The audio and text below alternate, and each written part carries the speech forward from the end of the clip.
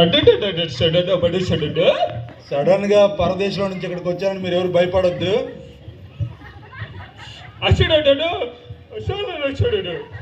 ఎన్నోసార్లు మీతో మాట్లాడాలనుకున్నా కానీ ఇప్పుడు నాకు ఛాన్స్ దొరికింది.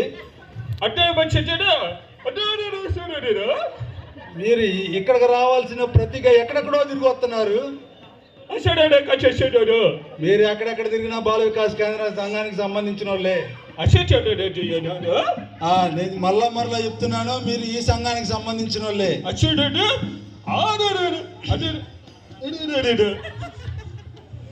అందరూ ఇక్కడ వచ్చి ఇదో ఈడికి లాగా ఉండాలంటున్నాడు.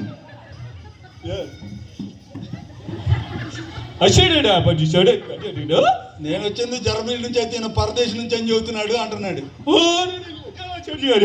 ప్రపంచ దేశాలన్నీ చుట్టేసి వచ్చాను అంటున్నాడు.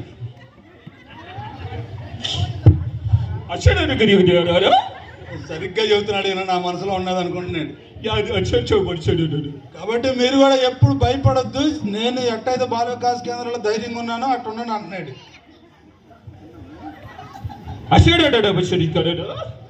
నాకు ఈయన చాలా కోపం తెప్పిస్తున్నాడు. నేను చెప్పేది ఒకటి ఈయన చెప్పేది ఒకటి అంటున్నాడు. నేను నా ఆలోచన కరెక్ట్గా అర్థం చేసుకున్నామని పిల్లలకి అందరికి పెద్దోళ్ళందరికీ నా శుభాకాంక్షలు తెలియజేయండి అని చెబుతున్నాడు. మీరు కూడా ఎప్పుడన్నా జర్మనీ కానీ జపాన్ కానీ వస్తే నాకు ఫోన్ చేయమంటున్నాడు. ఫోన్ నెంబర్ ఏమైనా చెబుతారా పడనే? ఫోన్ నెంబర్ చెప్పవా? రాసుకోండి. 9999 0000.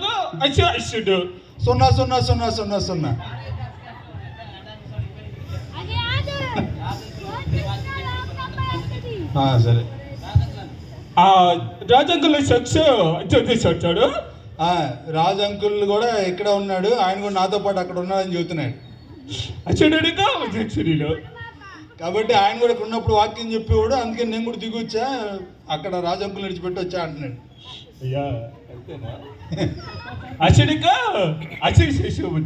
సో ఏది ఏమైనా మీ అందరికీ క్రిస్మస్ శుభాకాంక్షలు. సరే, చాలు. మీరందరూ కూడా అలసిపోయారు, బరీదిగా భోజనం చేసినట్టు ఉండరు. మళ్ళీ మీకు నిద్ర వస్తున్నట్టు ఉంది. అయ్యా నాకు భోజనం పెట్టలేదు అయ్యా. అయ్యగారికి మీరు ఇంకా భోజనం పెట్టలేదంట, అందుకే ఏం చెప్పాలో అర్థం కాకుండా దెమ్మ తిరిగిపోతున్నాడు మనిషి. నాకు కూడా భోజనం పెట్టండి అంతే. టీ కూడా నాకు అందరూ వెళ్తా 10 రూపాయలు టీ తాగాలి ఈరోజు. జాగ్రత్త, అయ్యగారు అక్కడ ఉన్నారు, కావాలంటే మార్గం చూపిస్తారు, లైట్లు వేసుకుని వెళ్ళండి అంతే. సరే, మీ అందరికి వందనాలు. అందరికీ హ్యాపీ క్రిస్మస్.